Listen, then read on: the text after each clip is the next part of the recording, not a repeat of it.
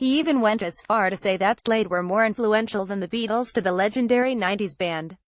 Writing in Slade guitarist Dave Hill's newly published autobiography, Gallagher said, "No Slade, no Oasis. It's as devastating and as simple as that. Oasis, the most popular band of the Britpop era, modeled themselves on the Beatles and were greatly inspired by fellow Mancunians, the Stone Roses." But the band's former lead guitarist and songwriter said the Stone Roses, yeah, they played their part. The Beatles, well, they were undeniably great, but Slade, I felt their songs could have been written at the end of my street, in a house just like mine.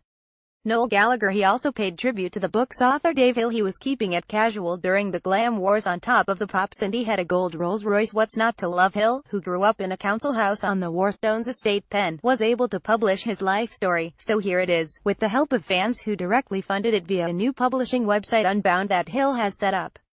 As well as Gallagher's words, the book also includes a touching tribute from Noddy Holder, with whom he had a difficult relationship after the former Slade frontman declined to join Hill's reincarnation of Slade.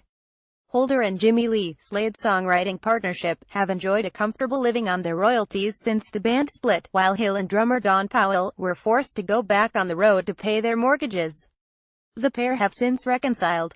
In the book's foreword, Holder writes, "Since I left the band, we have not always seen eye to eye, but we have always respected one another. Dave has come down from Planet H in the last few years and has got his priorities in life all sorted. We are now both in our 70s and we're still able to make each other laugh a lot, no mean feat. 'Cause I love you, Mr. H." In the 274-page story, Hill recalls how his mother got him his first job, at Tarmac, while his dad bought him his first guitar, paying £7.10 a fortune, says Hill, from the K's catalogue, paying in weekly installments. He went on to travel the world with Slade, but recalls being aghast when invited to join a group in Billston because it was miles from Penn and we couldn't even understand what they said in Billston. Fortunately, he braved the journey, as that band, the Vendors, where he met Powell, were offered a month's contract under their new name, the In-Betweens, to play in Germany, leading Hill to hand in his notice at Tarmac and turn professional. In early 1966, he and Powell, both 19, put an advert in the Express-Star which was answered by a 16-year-old Jimmy Lee. Dave later bumped into Noddy outside Beatties in Wolverhampton and he, too, joined up after going to hear them rehearse at Willenhall Baths. Dave Hill. There are many local references in the book, particularly venues where they played, including the George Hotel, Walsall, and the Civic Hall and Connaught Hotel, Wolverhampton. When the band took off and they got their first number one, "'Cause I Love You," amazingly Hill was still living at home, returning after a day recording Top of the Pops to his box room at his parents' council house in Rindleford Avenue. Even more surprisingly, the band was still doing local gigs, performing at the Queen Mary Ballroom in Dudley and the Odd Working Men's Club to 50 people.